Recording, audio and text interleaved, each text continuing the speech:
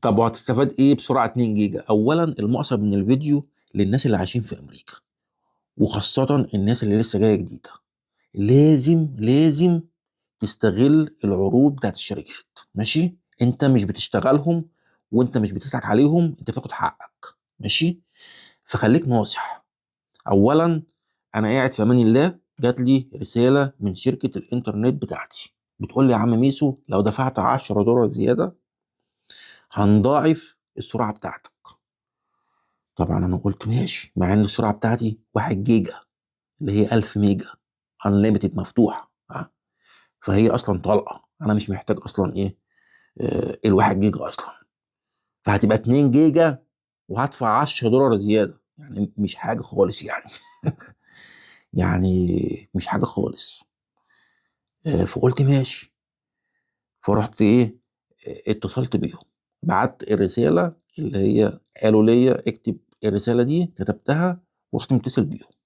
المهم والحمد لله ان انا اتصلت بيهم، لان انا كان في عرض انا فيه مع الشركه، السرعه الواحد جيجا كنت بدفع حاجه و60 دولار، العرض خلص الشهر اللي فات وانا ما اعرفش، فكنت بدفع حاجه و60 دولار، لقيت نفسي بدفع حاجه و90 دولار وانا ما اعرفش. قلت يا نهار ابيض، قلت لها بقول لك ايه، لا حاجه و90 ايه، انا هطلع من الشركه وهشوف شركه تانية. قالت لي لا خلاص احنا ايه، هنجدد لك العرض تاني، اقسم بالله هنجدد لك العرض تاني بنفس الايه، بنفس السعر. قلت لها ماشي. انا متصل عشان ال $10، لا لقيت نفسي ان انا ايه، الفاتوره بتاعتي بدفع ازيد، لان العرض السنه خلص.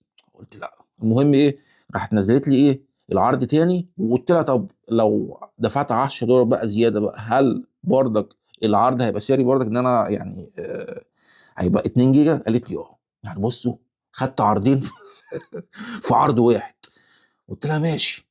فلقيت نفسي بدفع حاجه و70 دولار في سرعه 2 جيجا، جامده جدا على فكره. ولو اي حد عايش في امريكا عارف ان السعر ده يعني لقطه. ماشي، دي الرساله اللي جات لي، بص بص عشان تصدقوا يعني. اهو يا جماعه، اهو بصوا $10 اهو، وهتضاعف السرعه بتاعتك، واكتب الكود دوت، رحت كاتبه ورحت متصل بيهم. بس كده، انا بس ايه وريتكم اللي حصل معايا يعني، بس كده. ايه يا عم ميسو، بحبكم، سلام عليكم.